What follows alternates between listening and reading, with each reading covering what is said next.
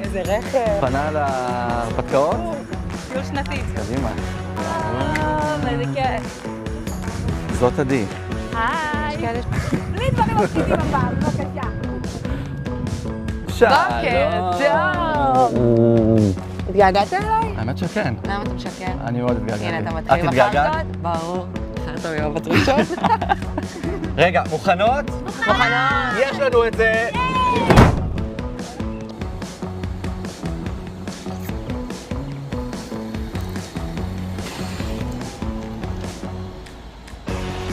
ינון, תקשיב, איזה מצחיק אתה. מה? מה אתם רוצות שאני אביא?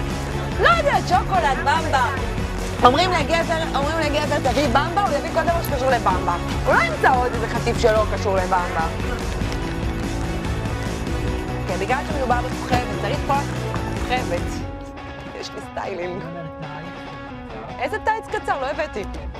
לא הבאתי. אני עכשיו בוחרת לוק לקייק בקנו. ינון, תקשיב טוב, אני בשעה 4:30 בבוקר יצאתי מהבית לעשות איפור שיער. אם טיפת מים תיגע לי בשיער, אתה אבוד. אין תוכנית. רגע, מה? הקרמים שלי. נבחרי. ינון, זה נורא קשה. אני אמרתי לך שצריך סטיילינג.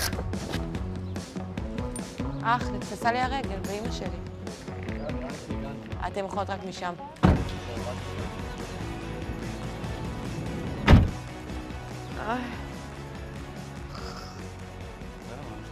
כן, אלמוג, זה מקום להביא אותי לפה.